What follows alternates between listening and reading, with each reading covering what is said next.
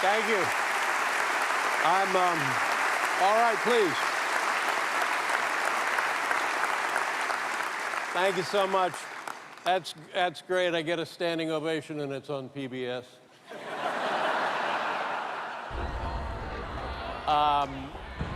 Thank you all for gathering. Oh, hi, Biff. Hi, Dave. How are you? Biff, what is that? Do you hear that? What is that? That's Mark Twain rolling over in his grave. Biff Henderson, ladies and gentlemen.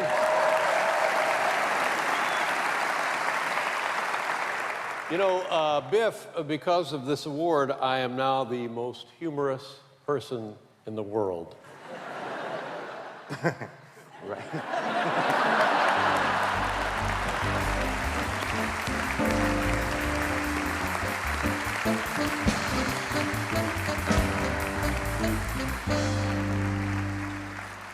Boy, it's, tell me, is it wrong that I kind of wish this could have been presented posthumously?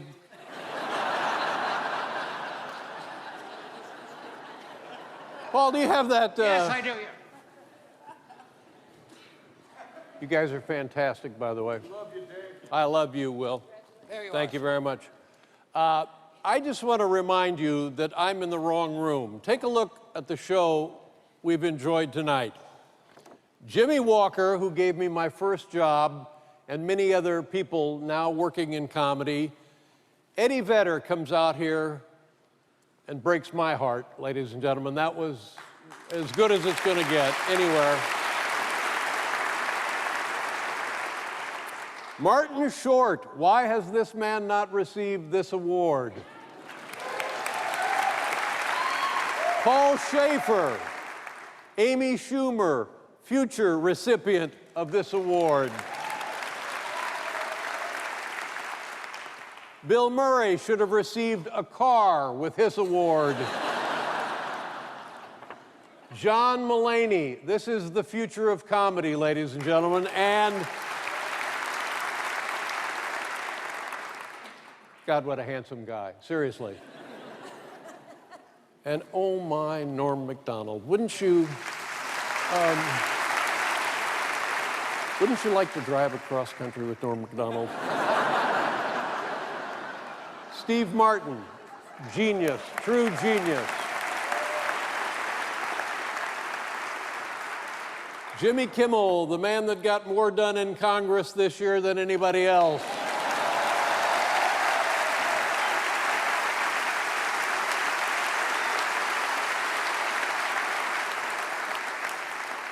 You know, year after year, people complain, well, you know, Mark Twain, a humorist, but he was also a journalist and an author. And people say to me, well, they really don't, I'm just pretending they do. People say to me, Dave, what have you published? Well, nothing, of course. I haven't published anything.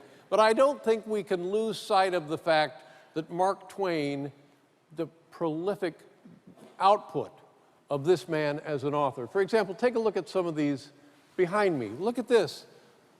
Huckleberry Finn, The Adventures, Mark Twain. That's just the beginning, for God's sakes. Next, another one. Look at this. Tom Sawyer's. And finally, take a look right there. It's Tom Sawyer's The Late Shift. Yeah, that's right.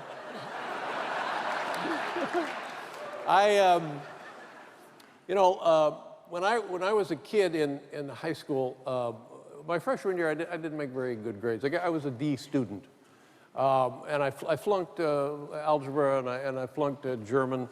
And there were two curriculum you could have. You could either be academic or general studies. And the second year, I got to be in the general studies. And my parents were very disturbed about this, and they said, you know what, we're going to have to put you in a trade school because we don't know what will become of you. And I know, I can't really remember what that did to me as a kid, but it sounds like it wasn't a pat on the back, does it? And then my sophomore year in the general studies, in the elective category, I took a class in public speaking. And the first assignment was to get up and talk about yourself, and I thought, holy cow, this is what I've been waiting for, an opportunity to talk about myself. And it lasted for like 3 minutes, and a light went on, and I was a changed person, and I didn't care about anything else because I knew it was all going to be okay.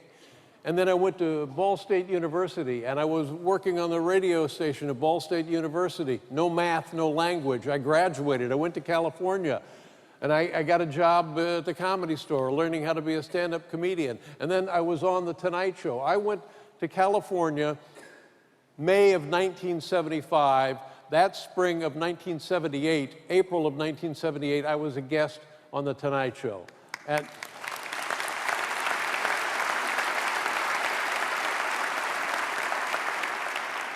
And here I am tonight receiving this award, and I ask myself, how did this happen? And I'll tell you how it happened. It wasn't because of me. It was because of hundreds and hundreds and hundreds, perhaps thousands of people who helped me. And you saw some of my friends here tonight, all of them more talented, more gifted, funnier than I am, but they all helped me. And I would just like to say, we have to help each other or nothing will happen. And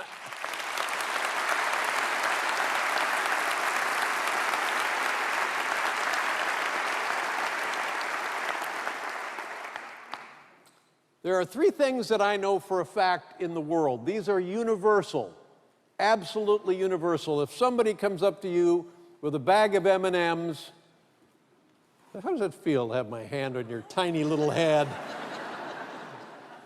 Somebody comes up to you with a bag of M&Ms, pours out a handful in your hand, automatically, you will start doing this.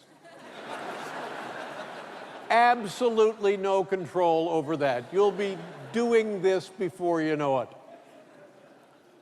If you pull a nose out of your hair,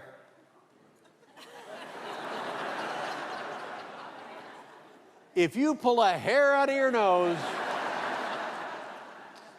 I don't care if you do it 100 times, each time you will sneeze. And if you help someone in any way, big or small, automatically you will feel good about yourself. Those are the 3 things that I know.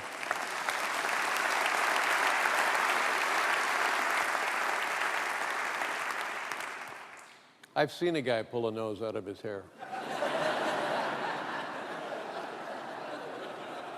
Years ago at the fair.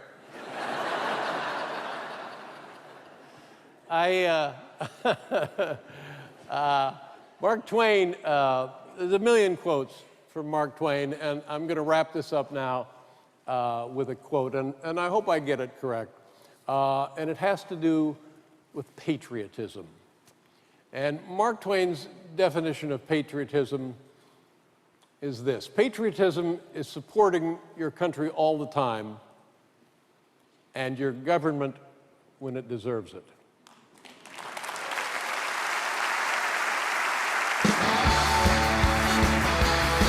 That's all I got.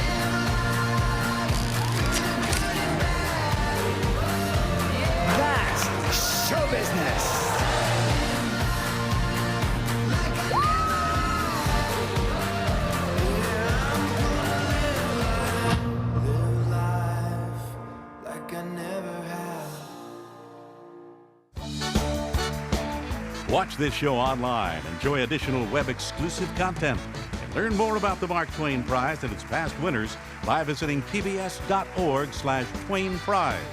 And join the conversation on Twitter using #PBSTwain.